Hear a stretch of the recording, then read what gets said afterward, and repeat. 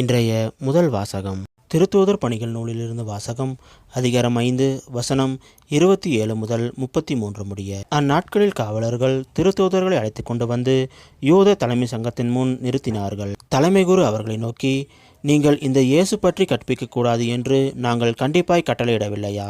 என்றாலும் எருசலேம் முழுவதும் நீங்கள் கற்பித்து வருகிறீர்கள். மேலும் இந்த மனிதருடைய இரத்த பலியையும் எங்கள் மீது சுமத்த பார்க்கிறீர்களே என்றார். அதற்கு பேதுருவும் திருத்தூதரும் மறுமொழியாக, மனிதர்களுக்கு கீழ்ப்படிவதை விட கடவுளுக்கு அல்லவா கீழ்ப்படிய வேண்டும். நீங்கள் சிலுவையில் தொங்க வைத்து கொன்ற இயேசுவை நம் மூதாதையரின் கடவுள் உயிர்த்தெழ செய்தார். இஸ்ரேல் மக்களுக்கு மனமாற்றத்தையும் பாவ மன்னிப்பையும் அளிப்பதற்காக கடவுள் அவரை தலைவராகவும் மீட்பராகவும் தமது வலப்பக்கத்துக்கு உயர்த்தினார். இவற்றுக்கு நாங்களும் கடவுள் தமக்கு கீழ்ப்படிவோருக்கு அருளும் தூய ஆவியும் சாட்சிகள் என்றார். இவற்றை கேட்ட தலைமை சங்கத்தார் கொதித்தெழுந்து திருத்தூதர்களை கொல்ல திட்டமிட்டனர். இது ஆண்டவர் வழங்கும் அருள்வாக்கு.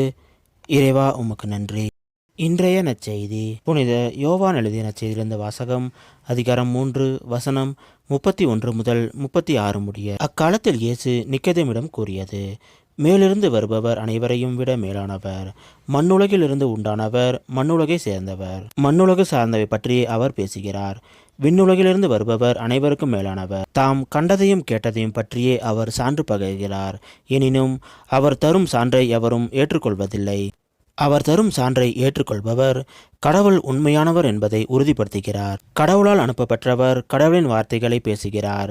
கடவுள் அவருக்கு தம் ஆவிக்குரிய கொடைகளை அளவின்றி கொடுக்கிறார். தந்தை மகன் மேல் அன்பு கூர்ந்து அனைத்தையும் அவர் கையில் ஒப்படைத்துள்ளார்.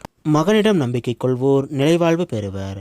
நம்பிக்கை கொள்ளாதோர் வாழ்வை காண மாட்டார். மாறாக கடவுளின் சினம் அவர் மேல் வந்து சேரும். இது கிறிஸ்து வழங்கும் நற்செய்தி.